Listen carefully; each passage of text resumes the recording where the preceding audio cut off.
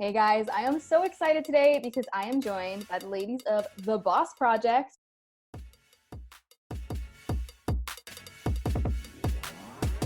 Previously known as Think Creative Collective. It's Abagail and Emylee, and just months after meeting each other online, what began as a conversation over wine on an office floor transformed into building a business and community that had ridiculous goals, dreams, and ideas. But together, they have built a multi-six-figure business in under 12 months. Which is pretty crazy and amazing, by helping thousands of creative entrepreneurs build soul-filling and freaking profitable businesses. So guys, thank you so much for being here. I'm so stoked to have this conversation today. Yeah. Well, and now we're like, what, over $500,000 company in less than 4 years. So that's a little outdated. well, I mean, but we did get there. We did get there. And we're excited to talk today about pricing and what we were undercharging and how it can all be applicable to you. But and I think what's really cool too, and what some people might remember back in the day, is like truly our business got started as a couple, us being together, because of our love of talking about pricing. And so we started in our own service-based businesses. So I was a photographer and basically just a photographer, but worked with other lifestyle brands and families. And then Abby was doing like marketing and branding design. And I created my very first course ever back in 2014 called Pricing for Profit. And then when I met Abby, I was like, oh, your brain actually knows math. So can you please come on? And I have taught all of the like psychology behind it and selling techniques. Can you come on and do some actual like number crunching with people?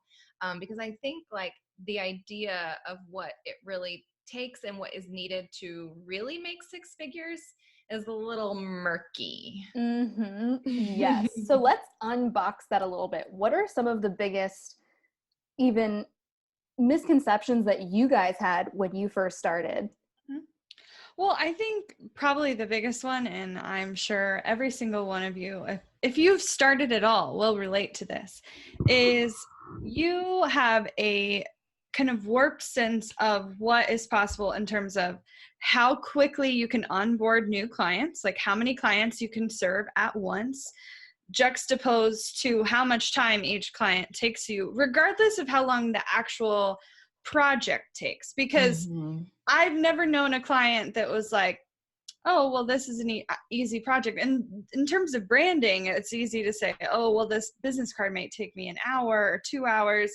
But like when you add in the time to like just get their ideas across, get the other assets you need, contracts, payments, phone calls, it's like way more than that. And in the coaching world, it's just as crazy and just as many things as you need from clients. And you're working a lot more in depth and long term, I'm sure. So it's even like, I think even more warped in that sense. Yeah. So I think probably the first thing that just struck me like a ton of bricks was, okay, I guess I need to charge more, because I literally can't work with more people at once or like have time to go find the more people because I'm so busy working on even just the couple I'm working with. Yeah. Well, and I know photographers do this where we all like, I feel like we all start in the same realm of charging $50 or $75 for like your entire session. And back in my day, it was a CD of images that was delivered. Yes. I'm dating myself a little bit. But we would do that, right? Thinking, okay, this is how everyone starts. And it's like this for every industry. I'll start on, because I don't know a lot and I'm not experienced and I haven't worked with clients, but like quite literally, regardless of your experience and who you've worked with or you haven't worked with, if you're charging $75 or the equivalent of $75 in your industry and you actually do the math, you like, that is less than minimum wage across the board. Like you're not going to make anything. And so I think like people don't really add that stuff up to see what would it really take, if this is what I'm actually charging, to make even a comfortable living. Yes. And it's so funny because I originated in the network marketing world when I first came into the online space. And similarly, you know, you get a commission of $30 and then you're expected by that company to coach that person forever, ongoing, for maybe $20 a month. They buy a shake or something. So it's so interesting because I work with a lot of ladies and have a lot of listeners who are in network marketing or transitioned out went into coaching and made those same mistakes. I remember I was going to charge $30 an hour for my business coaching when I first switched, and I had no idea. And I remember asking in a Facebook group of a coaching program that I was in at the time, and I said, guys, I'm thinking about doing this, I'm going to charge 30. And they were all like, are you freaking insane? Like offended. They were offended. They were like, girl, like you need to charge at least $100 an hour. And of course now I would not charge for hourly calls at all. Like it was so funny how my perception was because of, I don't know enough, or I'm new. And I just see so many people making this mistake. Yep. And for you guys, it's like it doesn't matter what industry you're in. No, for sure. And well, I think there's also, if you're coming from network marketing, so I actually have my own network marketing company as well. And you're right. Like it is. Here's $50. It is a lot lower in the beginning. And essentially the company, any company, regardless of how reputable they are, they're expecting you to work for free basically for a bit. Like, and there's a lot of sweat equity that goes into that. You get enough momentum going and it does grow on its own, but it takes so much time up front that I think most people quit before they make enough to like justify the time they put in. I can say on the other side of it, business, I feel like. I know. I can say on the other side of it, you can make network marketing work and make an incredible living out of it. Yeah. But you have to often sacrifice a lot of time. Like it's not necessarily paid back in the beginning. And some people just aren't willing to do that. So if that's not where you want to start, I think there's a lot of options of either doing kind of a hybrid model where you're doing two businesses at once that's united as one, or charging more for something else entirely. And both can work. And I've done all of the above. So like happy to break it down. Yeah, this is so fascinating. And you're right. It really, with network marketing, you cash in the longer you're in. It's all about the long game. Oh yeah. So yeah, that's so true. Well, and really anything is, I think with businesses that aren't network marketing, it is a lot easier to make that switch faster because you can up your prices and you can create packages or, go find different customers or whatever. And you're a little bit limited in what you can do and charge and say and change when you're selling other product. But that was kind of the conversation I had with myself. It wasn't because I hate math. Abby knows this. I cannot add. This is not my friend. Me and numbers are not friends. And so at the very beginning of my photography career, when I was charging $75, I literally didn't even up my prices because I knew I wanted to make more. I was very, very, very lucky and privileged in the fact that my business didn't need to be bringing in money at the time. So I got a lot of opportunity to like make mistakes and play and also be scared and not like push myself to do stuff.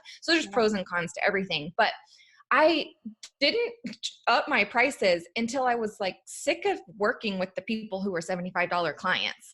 And I felt burnt out and resentful and didn't want to do a good job. Like I didn't want to get better at my craft or skill because I didn't feel like those people deserved it because you're not paying me anything. And so it took me getting really frustrated on that end. For the very next client within like 2 weeks that I worked with, I like 32x'd my prices because of what I was providing. I didn't get that much better in 2 weeks. Like even to this day, I'll look back on my photos and be like, I was not that good of a photographer for charging like 10K or 7,500 for this thing over here. But that is an entirely other conversation about quality and what you can actually charge. Well, I think you make such a powerful point here because so many people will ask, that's like the number one question I get, what should I charge? What should I charge? And often it's coming from that scarcity place where people don't want to actually put a price tag on their own stuff because they're linking value with their personal worth. And I'm just like, guys, the product or the service or the offer, like imagine it's the same. There are people in the online space who are charging $30 for it. There are people charging $3,000. There are people charging $30. It's all the same thing. It's like if Tony Robbins can have a 2-year wait list for his coaching and charge $1 million for like 4 coaching sessions, anything's possible. You can literally do anything. It's possible. Well, and I think the easiest way to do it is to really put yourself and immerse yourself in the numbers. And I think the fastest way to do that is is math. So I'm happy to break it down. But Yeah. so I would start with, what is your goal? Like 12 months from now, if you were to say 12 months from now, I want to take home XYZ. And I think it's important that you establish what you want to take home versus what you want to make. Sometimes we just pick numbers because they sound good, but we don't realize, especially if we're transitioning from like a more normal job, I guess, where you get a paycheck, you know, if you look at your salary, that is not at all what you take home on a monthly basis. And so if you can look at the number you're actually taking home, if you're trying to replace that, then I would multiply that number by however many paychecks you're getting in a year, if that's what you're trying to replace. And then if you're just kind of starting from scratch, do a budget. I know this sounds simple, but like, literally, what does it take to run your household? How much are you spending on a mortgage or rent? How much are you spending on groceries? What about your car? What about emergency fund? What about any expenses you might have if you have kids? Like, just go down the docket. You could Google budget, personal budget, and I guarantee you're going to find 70 million. Yep. I'm sure Dave Ramsey has quite a few free ones on his website, but the goal is to get to a number that you need to earn, okay? But then that's not the number you're shooting for, because that's the take-home amount, right? We need to account for taxes, marketing expenses, and reinvesting in your business. And so generally speaking, I like to take whatever you want to take home, especially when you're starting out, and multiply it by 2. So if I want to take home 60,000, I'm actually going to shoot to earn 120,000, which means I would need to bring into the business, not into my house, into the business, $10,000 a month. Of that, I can keep 5, right? Mm-hmm. Well, how am I going to earn $10,000 a month? That's where you have to start asking the questions. If I'm going to earn $10,000 a month, let's think about how much time you have. How much can you invest in someone else or someone else's business, depending on what it is that you're doing? You're either working direct to consumer or direct to another business, generally speaking. So the average person, and this isn't my number, this is done from a lot of studies across the board in the service-based industry, on average, you can work with 4 to 5 clients per month. Just to make math nice and round for you, that would mean if you were trying to create $10,000 a month to bring home $60,000 a year, you would need to be charging on average $2,500 per person that you're bringing into your business to work with an average of 4 clients a month. Mm-hmm. I guarantee. Simple math, guys. I guarantee you the majority of you aren't. Raise your hand.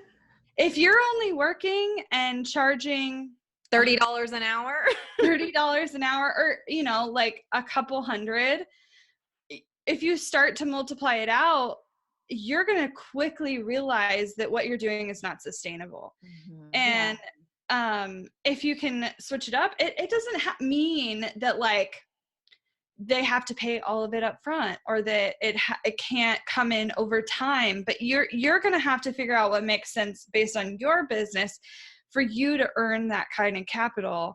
And I was not necessarily prepared for that lesson in the beginning. And I think a lot of people aren't. They think that it just kind of all comes together. And if you that I charge $30 an hour and I wake up at the end of the year and I've made $120,000. Well, I just did the math, and it's like if you take 100,000 divided by $30, it's 3,333 hours that you would need to work. Mm-hmm. Well, and if you take an average work week, because I think most people can't even comprehend 3,333. Wow. Right.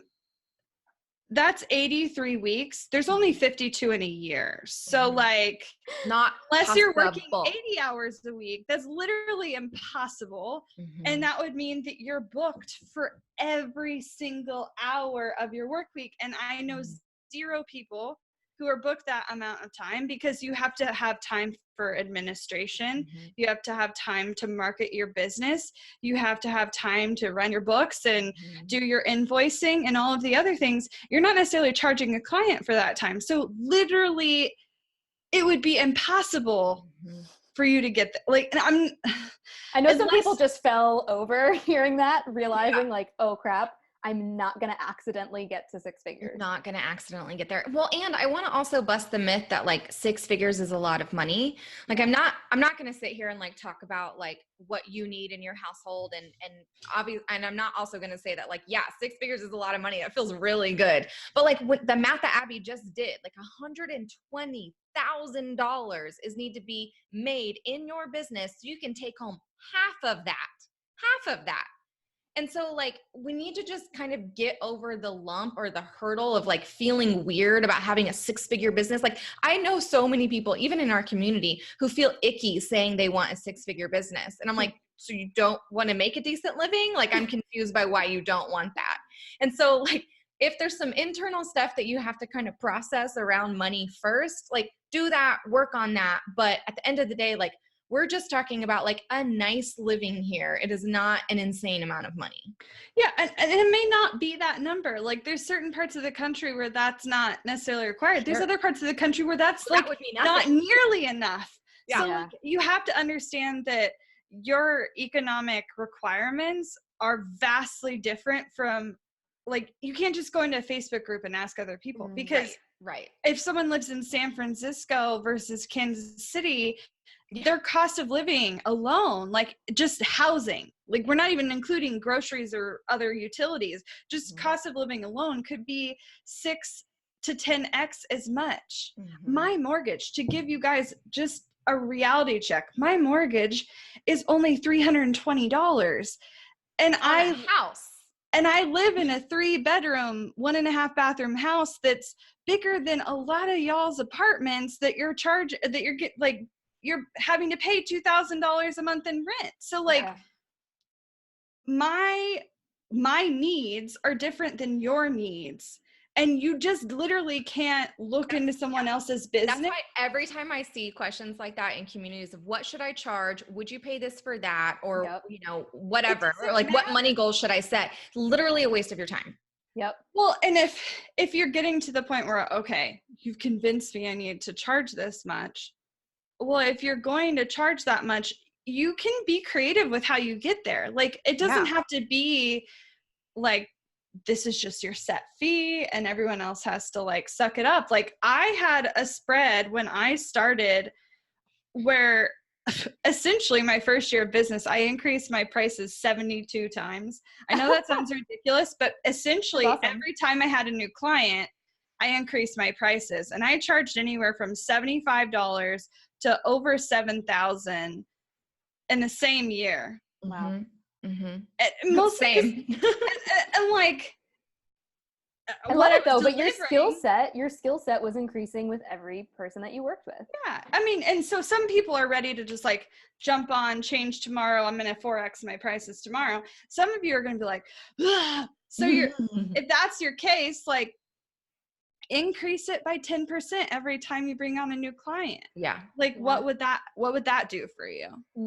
Well, yeah, even when I told you guys I was going to charge $30, decided to start at $100 an hour and then said, you know what, screw this. I'm going to put together a package and ended up charging $3,000 for a certain amount. And I just did the jump and people like, how'd you do it? How'd you get there? I just freaking decided. I just did it. And people were like, here's money. Like it was so much easier than I thought it would be, and so much easier than a lot of you guys who are listening maybe making it. Well, and if we're just going to talk about why it might be easier, some people are actually scared to pay less because they think the quality is going to be so much less. 100%. Perceived value is everything. Perceived value. Yep. And especially in the coaching world, you want people who are invested in the process. The less you charge, the less serious people take it. It's like, it's the difference of, you know, I mean, me going to the therapist, which my insurance covers, and I just have to pay a copay. How serious am I taking this? Versus I paid a coach last year over $30,000. you better be damn sure I took my coach way, way more seriously than a therapist I'd been to in the past. Well, and I want to touch on something there too that you brought up, Jen, the power and magic of packages. Yes. So when I jumped from $75 shoot and burn photographer, I provide you nothing other than showing up, taking the pictures, editing them, and then you have them on the CD.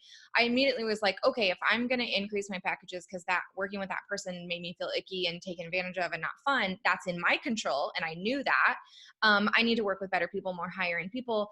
I don't want to charge, $3,000 for a CD of images. Like, I need to make this an experience. And this isn't going to apply to everyone listening, but packages are amazing to create and add surprise and delight and extra things that your client needs, wants, deserves, and lets them kind of choose their own adventure, right? It took creating that for me to really understand that there is then a magic and persuasion around selling. And it's that once I began to master that, I could literally charge whatever I wanted because that doesn't really matter. Even the quality of what I provided didn't really matter. It was the amazing experience and how I made my people feel when they were buying from me, deciding to pay money, and then receiving their experience that I provided. This is so cool. And I think too, with a higher ticket, you're almost pre-framing them for a more, like you said, surprise and delight kind of experience. They already have that expectation going into it. And there's more skin in the game, like the transformations in the transaction. Exactly what Abagail was saying. If you're paying somebody $75 versus $7,500, you're going to show up so differently. And I don't think people get that. They get it on an intellectual level, but then for other people, but when they have to apply it to themselves, there's like resistance. Okay, well, if you need to get it on an actual level, let's use an example that I know you all have been through. Okay, your first car. I'm just gonna guess it was a piece of crap. The majority of you had a car that was inexpensive. Your parents knew you were gonna mess it up, right? Okay, it was maybe. My first car was $900. Some of you might have had a $2,000 car or $4,000 car, but do you guys remember the difference of when you went and bought a car that it was $20,000 or $30,000 or $35,000? Like, it's still a car. It still gets you around, but like the amount of care and attention you put into it, you pay way the heck more attention to it when lights and buzzers go off. You're like, my precious baby, it must work. Like, you care about it more. You clean it more often. You don't leave trash in it as often. Not everybody's a little bit different, but you all have been there, right? And it's all perceived value, the amount of money you put in. And in essence, they're both vehicles. They both get you around from point A to point B. One is just more expensive. Yes, sure, it has perks and details, and maybe it's newer and has less miles on it, but it's still just a car. And so, like, why we don't realize that this applies to everything else in our life, I don't quite get, but it's the same thing. Same thing. And I think this even ties into kind of jumping back to what we were talking about before of people filling their roster with clients for a lower ticket. And I want to unpack this a little bit because I don't think newer coaches and entrepreneurs realize that there is more to running a business than just having a revenue stream off of social media where people give you money and are your clients. Yeah. Like you were saying before, like there's the marketing pieces, there's administrative. And I would love to just take a moment to kind of unpack what that looks like.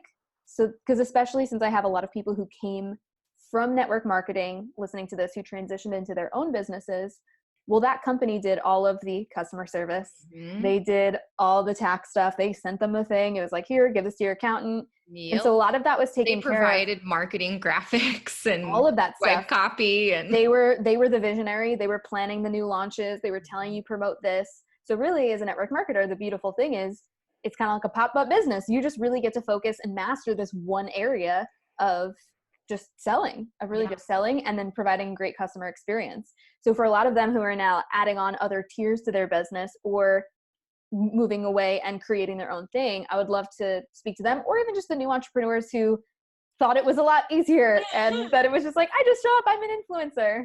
I think you have to understand what you're good at and where you really need to learn. For instance, bookkeeping just sounds simple, right? You just put numbers in a spreadsheet. it was okay and something I could manage for the first year or so of our business. The moment we started having automated transactions and I wasn't getting checks from clients anymore, it got really complicated really fast. And so that was a piece that I decided that I had to delegate, or I was going to commit tax fraud on accident. On accident. Not because I don't care, not because I didn't try, but because I am not a trained CPA and I don't have any bookkeeping experience. And so there is okay to let some of that stuff go. It's also okay for you to acknowledge that some of the stuff that you maybe not be good at right now, you have to learn in the beginning, and you have to be willing to try to learn it. Did I know anything about bookkeeping when I started? No, but I did what I could to learn until I literally couldn't anymore. Yeah. But in other areas like marketing, it's like there is so much information out there, almost to your detriment, because there's so many thoughts and opinions and ways. But if I can give you one piece of advice, it would be to market one thing one way for at least 6 months before you change anything. So you're taking a lot of the like churn of trying to figure stuff out away, because you're going to learn how to do it better if you continue to do the same thing the same way, right? Yep. Well, and my biggest tip to kind of manage everything that you have to do, especially in the beginning, before you have a VA, before you have, you know, an accountant or a bookkeeper or whatever it looks like for you. What I found really helpful when I was on my own specifically, but we even integrated this into our business when we partnered up, is to have like theme days, but not only for what you're working on, but like have an admin day, have a selling day. Maybe that only one day every single week is when you're like sending out those emails to get new clients and you're booking discovery calls or whatever it looks like for you. As a photographer, there was only one day of the week where I would shoot. And I didn't get that way at the beginning. Like I couldn't be that particular when I wanted to say yes to more clients. But eventually, like I got to get choosier and say, these are when, you know, I'm going to shoot the session, and these days of the weeks are when we're going to do your in-person selling session, non-negotiable. And then every other day was content day or editing day or whatever it looks like for you. But I think that you're right. Like when we first start this, it's I get to create the content or whatever part is fun for you. I get to create, you know, I get to learn new editing stuff. I get to handle with my camera and go shoot people outside, and it's super fun. But then there's like all of this other stuff that has to happen in order for that one thing to really have its full life cycle in your business. And we have to calculate that. And we have to calculate that as when we're not really making money in that time. Yeah. So to give you kind of perspective, generally speaking, the thing that got you excited about running this business in the first place, that thing, whether that's coaching other people, whether that's designing something, whether that's taking pictures, regardless of what that thing is, you should expect as a small business owner to only be working on that aspect of your business 5 to 10% of the time. Yep. 90 to 95% of the time, you're working on every other aspect of your business, with a lot of emphasis on how you're going to fill your pipeline with more clients or customers. Selling. Selling has to be, regardless of what you're selling, how you're selling, whether you came from network marketing or not, that's still where the majority of your time has to be spent. And it's easy to convince ourselves, well, if I do it this other way, that I get to do what I love more often. And that's not necessarily true. I think we also, I was going to say, I work on what the creative aspects of my business less than I ever did when I was working for someone else. Yeah. Because when I was working for someone else, I was probably doing that 70, 80% of the time. Yeah. And now it's 5 to 10%. So yeah, what I was going to add on to that too is I think we also convince ourselves that if we spend more time getting better at our craft or whatever it is that we're providing, then we'll find more clients. Then we'll be able to charge more. Then all of these things are going to happen. So like as a photographer, I tricked myself into thinking if I have better lenses and go to different photo classes and get training as, you know, how to pose people better, then I'll be able to do insert whatever it is that I needed to do.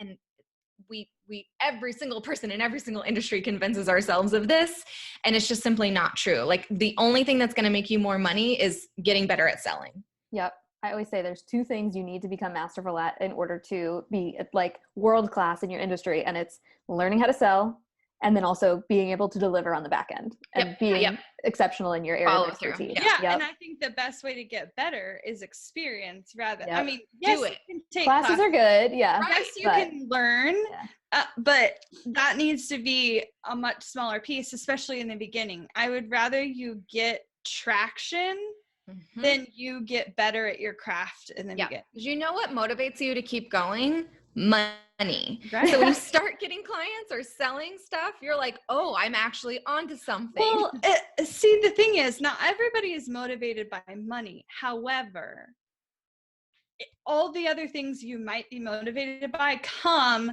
when you're making more money. You get to impact more people. You get to do what you love more often. All of the other stuff, right? So even if money is not technically your motivator, although I would say the majority of you are lying to yourself saying that it's not, but I just want to help people. Really? I want to help people and make a shit ton of money in the process. Just own it, you guys. Just own it. Exactly. It gets easier when you do. Yep. It's true. Well, that's even another whole other can of worms in conversation around like, why are so many people not willing to own the fact that they want to make money? Like, from what you guys have seen in your own experiences and with clients, like, why are people so afraid to just step into that and say, I am a wildly successful, wildly wealthy person, and just decide that? Well, I think part of it is that we have these deep-rooted beliefs about what money means to us and what money can do for us. And a lot of it goes back to how we were parented. And I know for me, and I know Emylee could say in her household, that because we were middle class and later on, definitely lower middle class based on our income level, we just didn't have a lot. And so the people with money, we talked about them as if they had money. They get to do that. Or must be nice is what I heard a lot. Must be nice. Or we would drive through their neighborhood and like, someday maybe we'll live in this mansion or have this luxury vehicle or whatever. Like you almost lusted after them as if it was impossible.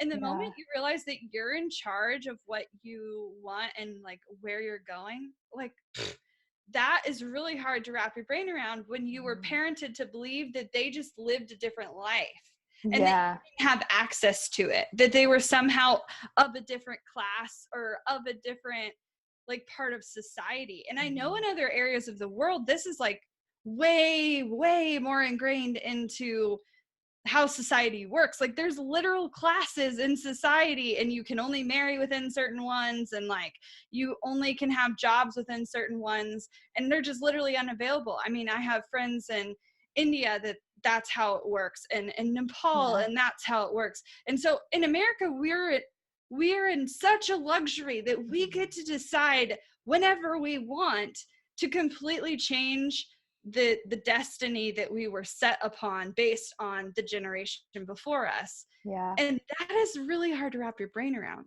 because generally speaking, the status quo is whatever your parents did. Right. And that's where most people, that's their ceiling of like, this is what's possible. Yeah. But I'm curious for you guys, because you guys know I'm super into all the psychology of beliefs and understanding all of this. And I always like to ask really successful people, what do you believe now about money and success? It's hard. So I feel like my relationship with money is ever evolving, as maybe a lot of people's. Sure. I grew up with not a lot of money, and was very similar with Abby, where it must be nice and it's something you have to. The only way you get it kind of is if you're like a slimy sleazy person. Like those are the only people who get money. And I don't think I really realized that that's what I believed for the longest time. And so I think I'm still kind of unpacking a little bit of that I don't deserve this. So I'm not that type of person. So I'm not going to have it. And I was raised by really strong, independent, single women, and having a family that works, because I am married to a man, and having a family that works with money coming in from both parties is just not a thing that my family ever did. No one in my family really ever does. And so I'm definitely struggling with that. What I've been trying to practice more is that not only do I deserve it, but that it is abundant. And I'm in a current struggle right now of really truly believing that there is enough for everyone. That seems to be kind of a hang up of mine recently, or it has been for a while, of like, if this person has it, then it is not there for me. So I wish I could come here and be like, I have all of this positive relationship with money, but no, but I really appreciate your honesty and transparency about that, because you guys are evidence that you can build a wildly successful business and not have totally dialed in money beliefs and everything like that. Mine are not great. It's not perfect, and I still struggle. And I think my thing has always been that while I had all these deep-rooted beliefs, I also had, I like highly, highly, highly value security. Okay. Like it is very, very, very high on my list. And with security comes a certain level of income or just money to back up what you may not bring in. Okay. And so because of that, I did everything in my power to get to a point in my life where I never had to worry about food on the table. I never had to worry about having a house, access to proper health insurance. And I mean, just like things that a lot of people take for granted that I have had taken away in a moment's notice in my lifetime, because I was a family that had money, and then my parents were disabled, and then suddenly we didn't. And so because of that setup, I save. Like I'm a big saver, and my husband is actually more of a saver, which makes us sitting on a lot. They're hoarders. Money hoarders. It means we're going to be very very wealthy in later years. Yeah. So we're also investing young, and we're saving for retirement early. And like, I worry more about long term than I do about tomorrow. Like, I'm not worried that I'll have enough to make mortgage, or that I will have enough to pay my bills. Like, I know I can do that with my hands blindfolded. And we have set up our household in a way so that literally, if one of us was not working, one of us could go work at Walmart or Target or Menards or whatever, and we could still pay all of our bills. We chose to completely live well below our means so we could make that choice, or so that we would have that sense of security. But that also gives us some flexibility and some breathing room when things aren't going as well. But do I have a desire to live like my parents only dreamt of? Absolutely. Am I going to get there? Yes. Will it take me more time than maybe I want it to? Sure. But that's okay. I know that it's going to be a constant relearning, because I've already reached a level today that I'm well beyond what my parents had. And I really appreciate that. Yeah. Like, even just a pause for a moment, like, I think there's so much of people saying leap in the net will appear and like just take big risks. So I just really just want to pause and appreciate the contrast of you sharing this, so that people who are more like they value security as one of their core values, like they now are like, oh, okay. I don't have to like constantly feel in conflict because I'm being told to do something that doesn't feel in alignment. Yeah. And so, I mean, it means that, like, if you were to walk in my house, you would have no idea how much money I have. And that is fine with me. It kind of took some time to adjust, because there is so much flashiness that goes on social media. And you do kind of feel, like, especially when I look at my peers and I'm like, gosh, like, one more of them got a Tesla. If I see one more person get a Tesla, I swear to God. And I'm like, I just bought my first brand new car 2 years ago, and it's a third of the price of most Teslas. But like, to me, it is the best thing ever. It costs a third as much as my house, which is even crazier to me. But like, it's okay for you to be different than the rest. And if I can leave you with anything, like, you're allowed to define what is good to you and what is like successful to you. And sure, you can still be disappointed in that process. Like, even if you are above where you thought you might be someday, it's okay to have what you have now and still want more. And it's okay to like feel good about it some days and feel like it's not enough some days and wrestle with it. And I know I still have a ton of work to do and a ton of unlearning to do and relearning, because it's really an unlearn, relearn, or unlearn, learn. Oh my gosh, what is it? It's a cycle. There's a cycle of something. But basically, you have to forget a lot. Yeah. Learn some new things. And then ultimately, you're going to have to forget what you just learned again, because it's only going to take you so far. It's also hard when, like, I feel like we're still exposed to some of those same behaviors that we were when we were kids. Like, if our parents are making the same decisions that they made that kind of created those unhealthy relationships that we have with money. Like, I was a kid raised on credit card debt, like 100%. We just like borrow. That's all that I was raised on. And so, like, unlearning that, so I didn't continue that same cycle of like having a credit card at every department store and like maxing it out and using it for these things like treat yourself. I was raised on a very treat yourself mentality, because you deserve it and you're single, and so like this new person is going to make you feel better. So I have a lot of like the same things, like where Abby kind of talks a little bit about relationship with food. I have that with things. And so having to really unlearn that to just like, let us save some freaking money. And like, I don't actually want this thing. I just feel good buying it. And so really understanding like, what do we want money for? What do we want it to do for us and for other people? And then if we're having to still be exposed to those same kind of behaviors from our parents or a close family who hopefully are still around and we still love them, even though they have flaws, that we still have to kind of like separate ourselves from that. Yeah, I think you just nailed it. This is so good. I know We I just want to went be respectful of your like, time, real deep but there do you for a guys have second. any last words of wisdom? I mean, I think my big thing is do what you want and don't worry if that's against the grain of what Instagram tells you should be doing, or what society tells you should be doing, or how you think you should raise your family. The way I live and the way my household is run is very atypical from other people my age. Like, and that's fine with me. Like the fact that my spouse and I are both home, we both are self-employed, and we grow a lot of our own food, even though we live in an urban environment. And like, I could go on and on, but like, you don't have to fit into someone else's cardboard box.